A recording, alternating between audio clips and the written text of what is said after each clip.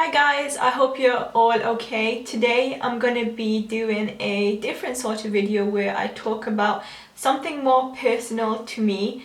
I've come to a point in my life where I'm actually comfortable to talk to you guys and open up a bit more deeper about some of the stuff that's happened to me in the past. So this is still going to be story time with Amina, but it's going to be about myself and what I've experienced in my life. Not now, over the years and stuff. I don't know how and where this video is gonna go. I haven't planned it out or I haven't discussed it. I've just put the camera on, put my scarf on. I'm just gonna be talking about some of the experience that I have dealt with. And as you can see from the title, it says I have a disease. Yes, I was born with a disease called Blount disease. So that's B-L-O-N-T. That's Blount disease, and it's a disease that's caused in your bones. So let me just read that out to you exactly what it means exactly. It's a growth disorder of the shin bone that causes the lower leg to angle inwards. So you know how your legs are straight like this? This makes your bones turn in this way, if that makes any sense, resembling a bow leg. So it makes your legs go like rounded rather than straight. Usually in your knees, kind of in your bones, where the issue is. So I was born with a disease in my legs, and that's the Blount disease. It's kind of hard for me to talk about it because it has caused so many issues for me. Till today, I kind of struggle with that in a sense. Like, emotional, I'm gonna stop myself right there because I don't want this video to be about me kind of like feeling sorry for myself or anyone else feeling sorry for myself, because that video is not what this is about. This is about just kind of like telling you about my experience and just kind of helping you guys to show you guys and talk to you guys about no one is perfect out there. I look at people on YouTube and everyone looks so perfect and happy and their life looks so amazing, but behind closed doors it could be a completely different story. So I'm here today to kind of open up and tell you guys that not everyone you look at on YouTube that you guys get inspired by or you guys idolize on YouTube is someone so perfect, because behind doors it could be a completely different story. And today I thought I'd be brave enough to tell you guys my story, and yeah, I'm just gonna stop rambling and kind of go through this. Around 2 or 3, like at that age you're supposed to be walking as a child. But me, I just couldn't walk. Like, my parents didn't know what was going on with me. Like, at the age of 2, nearly 3, like I just couldn't get up and walk, and my parents were like cautious about that. They're like, that's a bit weird. They went to the doctors and checked it out, and they were just like, oh, it's okay, some kids are different than others. Some kids can just get up and walk normally and stuff like that, but some kids take longer than others. It's fine, don't worry, it'll be fine, her legs are perfectly fine and whatever. So my parents kind of allowed it for a bit, and they just trusted what the doctors said, which you should never do. You should always do your own research, because doctors nowadays give you the wrong information. That's what I've learned. So my parents kind of left it for a year or so, and then I was like reaching up to like 3.5 and stuff, and I still wasn't walking. And then they knew that something definitely wasn't right, and I was like, every time my parents would kind of put me on my legs, I'd just kind of fall off, and like I didn't know what to do. And then I checked the doctors, and they're like, oh, don't worry, she will start walking and stuff like that. Then I eventually did start walking, and then when I was walking, when I started walking as a child, I was kind of like limping on my sides when I was walking, and my parents were like, that's not right. And I couldn't run as like kids could just get up and run. I couldn't do that. I was limping, and they noticed something about my legs. It wasn't going straight, it was kind of going bent in. But then we went to doctors again and checked that out, and they were like, oh no, it's fine, kids kind of go through that anyways as a child. Their legs are going to be exactly straight, it's going to be a bit bent and stuff. So we kind of left it, and then I was nearly 4.5, and my legs weren't getting any better. They were just rounded. They were just turning like right round in rather than going straight. They were just going rounded. And then my parents knew that something wasn't right, because I wasn't just like other kids. I was different, and like couldn't just get up and run, and I was limping, and I was kind of always complaining that my legs were hurting me and stuff. So they knew that something wasn't right. So they're like, okay, we really need to check the doctors again. And so we decided to go to Norwich and ask the doctors over there, because obviously like that's my mom's hometown and stuff, so we thought, let me just ask the doctors over there and see what they think. So we went for a private doctor, because clearly the normal doctors didn't know what they were saying. I was younger. I don't want to get emotional on this subject, but it's just too early in the video. Anyways, I remember like walking in with my mom and stuff like that. I don't know, I'm feeling so emotional today, and I don't want this to come out into the video, so control yourself. Okay, so I do remember like walking in with my mom into like the doctors in Norwich, and then my mom was like, oh, don't, just kind of like chill around, like walk around and stuff like that. I'm just gonna be talking to the big doctors. And this is how she said, the big doctors. And I just thought, okay, and she kind of gave me some money, so I just ran to the like vending machine and like bought myself some sweets and stuff. And then I remember like my mom was just sitting there in front of the doctor, and they were just speaking, and then I was buying something in the vending machine, and then I turned around to look at my mom, and all I could see was her looking at me, and she was crying so much. And at that time, obviously I was young and I didn't know what was going on. Try not to cry. Okay, so I turned back to my mom, and I was looking at her, and I was like, and all she was doing like burst out crying. She was crying so much. And at that point I was so young, I didn't know what was going on, and I was like, why is my mom crying? So then I ran up to her, and I was like, Mom, I was like pulling onto her, and I was like, Mom, why are you crying? Why are you crying? And she was like, no, nothing, nothing, nothing. It's fine, just go play with the nurses and stuff. So then I was just playing with the nurses, but at that time I didn't know what was going on. But basically the doctors were telling her that if she had an operation, she'd have to lose one of her legs. So I had to lose my right leg, which was really, really sad. Basically I had to basically lose one of my legs, which was like really, really sad. And my mom was like, no, I'm not having that. I'm not letting my young daughter, who's just like obviously experiencing life, to imitate, like to cut her leg off. Like that's definitely not gonna happen. I'd rather do my research and search about different places that could possibly do it, with obviously side effects, but I'm not letting my daughter to obviously go with one, like with her leg cut off. Like that's nothing, that can't happen, because I was still young and I still haven't experienced life and seen life as a child. So my parents were like, my mom was like, definitely no. So a couple of months later, we asked the doctor to do his research and to contact obviously other doctors all over the world to see if any other doctors could obviously do my operation for me, because my operation was one of the rarest diseases out there, and a lot of doctors didn't hear of it, and they kind of didn't know what to do with it. They kind of didn't know how to operate on it as such, because they had to break my leg to make it straight and stuff. So it was a bit of a complicated operation. If they did anything wrong, I could lose a leg, and plus the plane with like veins and stuff. So it was a really, really like big operation, and then they had to do their research, and they had to know which doctor could do it, and like obviously a really professional doctor, because if I got any doctor, I could get a lot of diseases, a lot of problems in my legs, and obviously in the future. So my mom was like, nah, I want you to do your research. So finally Dubai contacted us and said that they could do the operation, and they did their research for a couple of months, and they like searched about the disease, and they did all the work that they needed to do, and they said that Dubai could do it. We flew down to Dubai obviously, and we spoke to the doctors. So both my parents came, and we spoke to the doctors, and we were like, so like, what's going on, can we do this operation? And they all did their research, and everyone was like, yeah, congratulations, we can do your daughter's operation. It will be a really, really intense, long operation, but there's obviously going to be side effects behind it. Like there's going to be issues for her in the past, imitating her legs, so basically cutting her leg off. So we can do the operation, and fingers crossed it will obviously it will be safely, but there's obviously going to be a 50-50 chance every time you operate on it to see if it's going to be a successful operation or not, because it's one of the rarest diseases. Like not a lot of doctors heard of it. At the age of 5, I had my first operation, and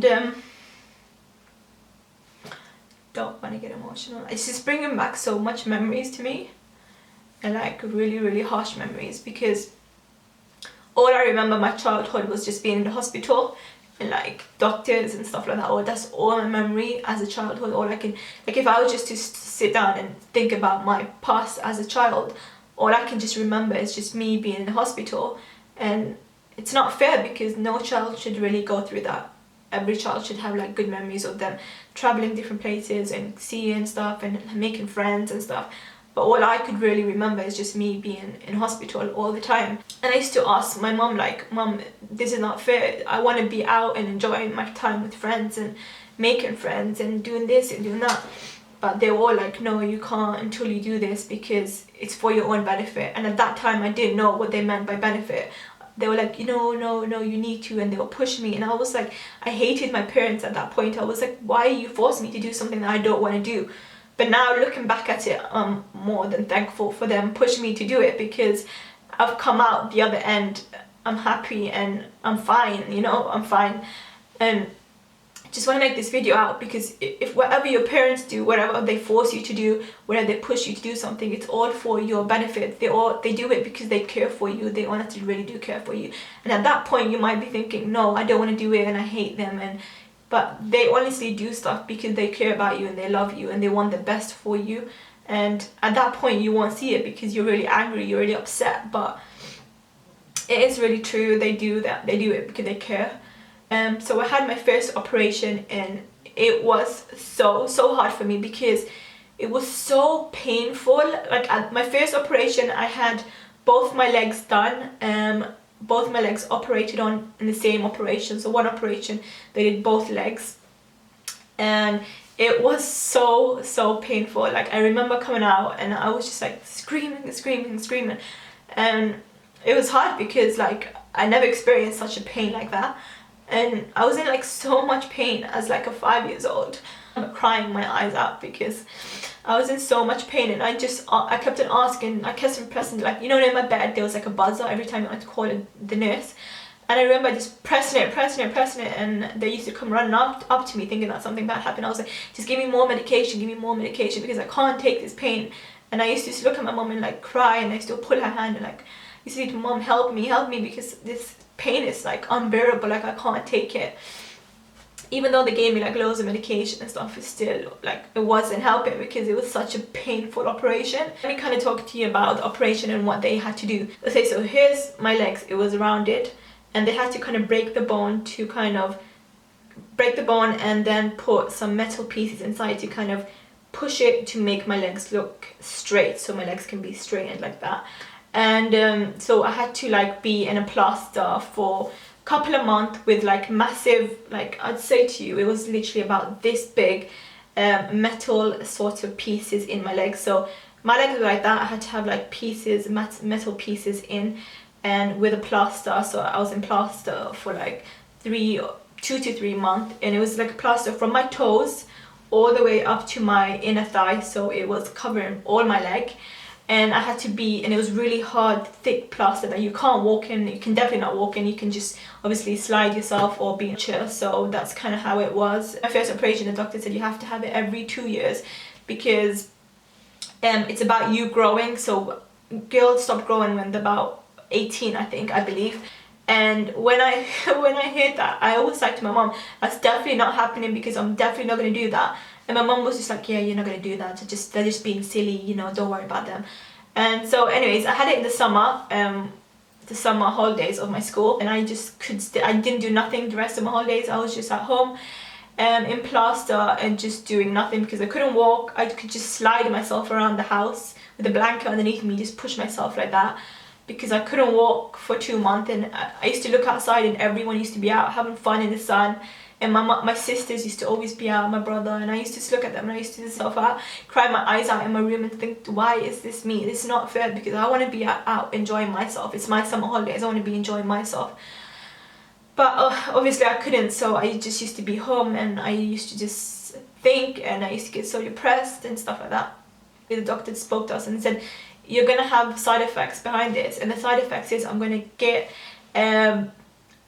to be like really claustrophobic, and I'm going to have panic attacks, and I'm going to have pains in my legs, and obviously I'm going to have scars on my legs for the rest of my life. And there was other side effects, but I don't remember what they were. But the side effects that affected me is I used to have panic attacks like every time, because I used to be home all the time because obviously I couldn't go out. I would push me in the wheelchair to go out, obviously to like malls and stuff.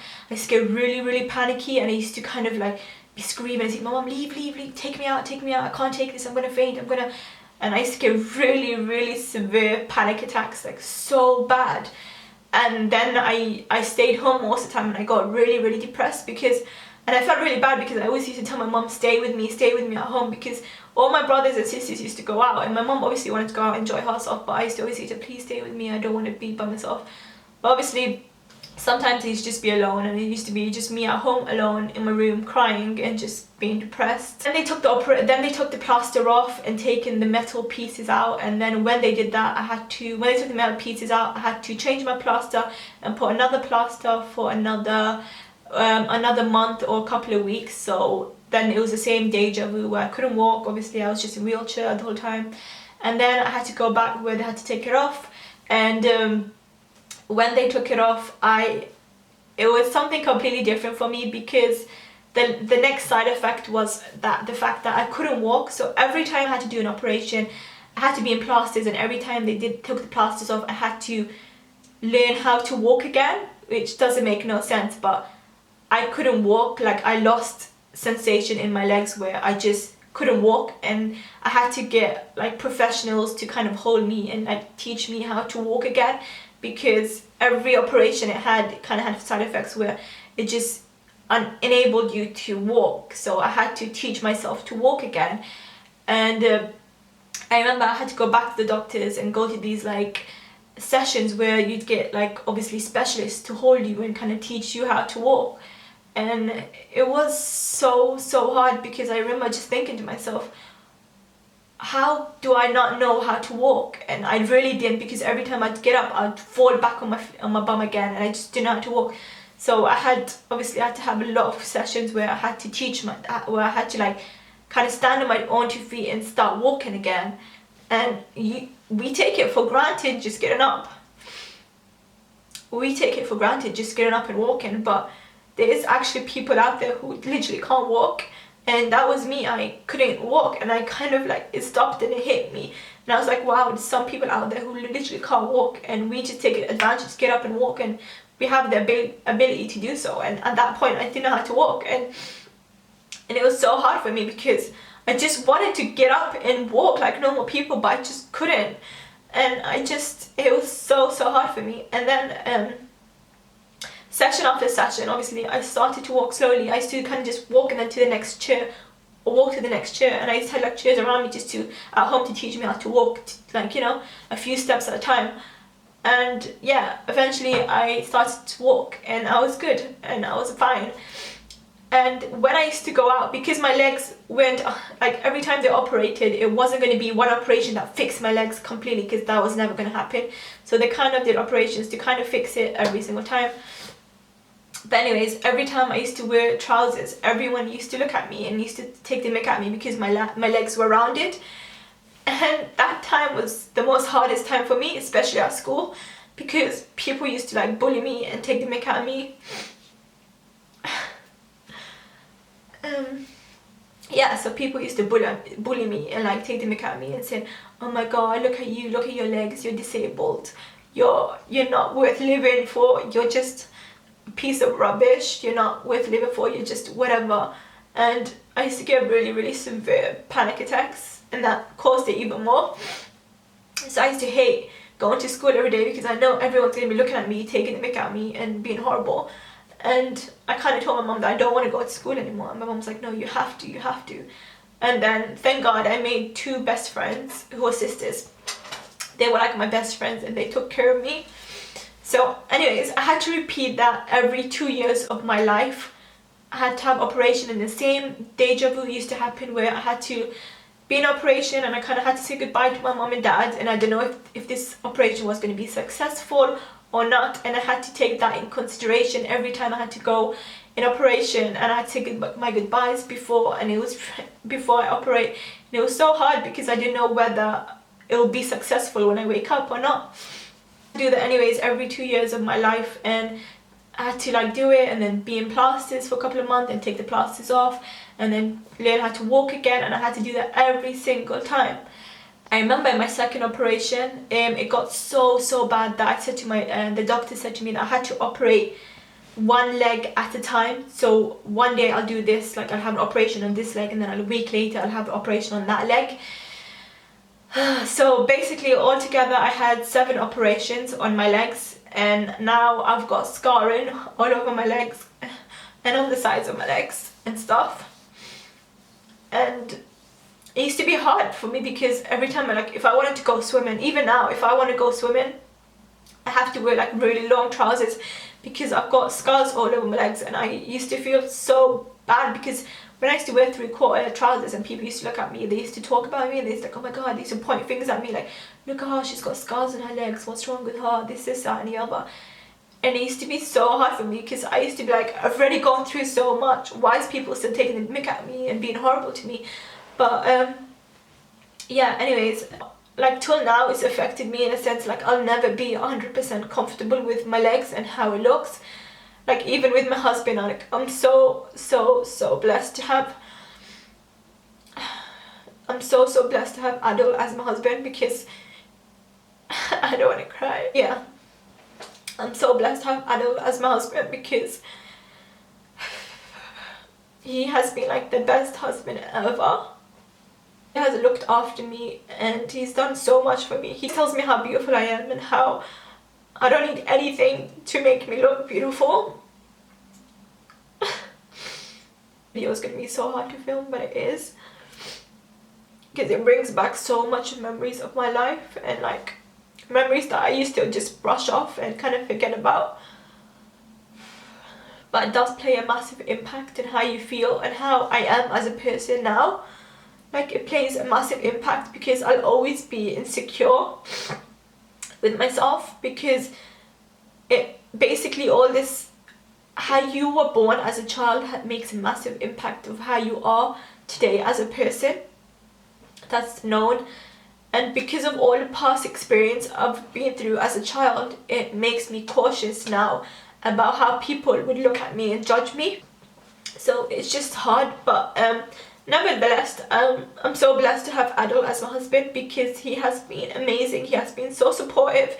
He's never ever judged me for having like obviously scars on my legs or just anything like that. He's never ever judged me. He's just taken me for a normal person. I do say normal in that sense because I'll never be like 100% normal, because like even though I've kind of overcome that, I'm happy, my legs are perfectly fine, they're normal, they're straight, alhamdulillah.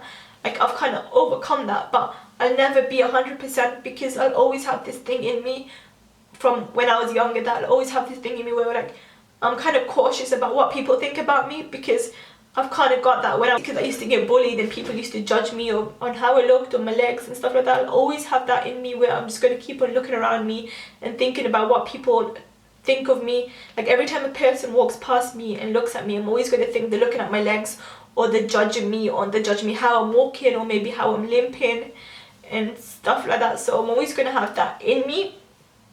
But nevertheless, having someone who's there to support you and be there for you all the time is great, and I have that as a husband. So I'm really grateful for that, because he has been like the best person ever. He has made me feel, it's whenever I talk about you, Adil, I always end up crying, and I hate that. He's made me look at life in a different perspective and not to care about what people think about you, because at the end of the day, God has made me who I am and I can't change it. But I have to love it, and I have to kind of move on and accept myself for that. And I'm at a point where I have accepted myself for who I am. And yeah, I kind of just wanted to make this video. I didn't want to be all emotional and stuff, but yeah guys, this is my story and my video, what I wanted to talk to you guys about. I've been on YouTube for 2.5 years now, and I feel comfortable to be able to tell you guys my story and open up to you guys about some of the more personal things that I've experienced in my life. If you're going through the same situation and if you've got insecurities, don't worry, because everyone's got insecurities. You'll see that skinny, tall person on TV who's so beautiful, but you don't know what she's going through behind closed doors. She might be going through a lot.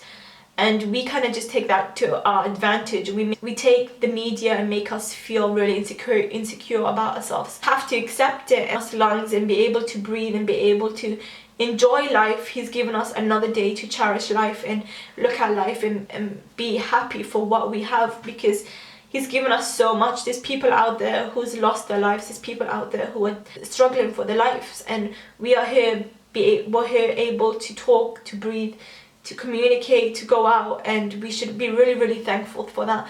So I kind of wanted to share my story with you guys today, and I do apologize on being like a crybaby and like a downer on this video, but I just want you guys to know that not every single person out there, even if they're smiling on camera or smiling in front of your face, they're not 100% perfect. No one's perfect out there. You might see a person who's so like, they look amazing, they look perfect, and you might be thinking, I want to be just like them, but you should never want to be like anyone but yourself. If there's stuff you want to improve on, you can just improve on, but never look at other people and say, I want to be like them, because you don't know what they've gone through or what they're going through.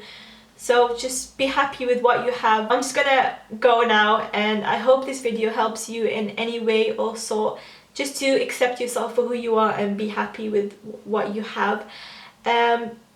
Yeah, I promise you in my next videos I'll be a lot more happier and jolly. I promise you guys that. Yeah, thank you guys so much for watching, and I'll see you guys soon. Bye.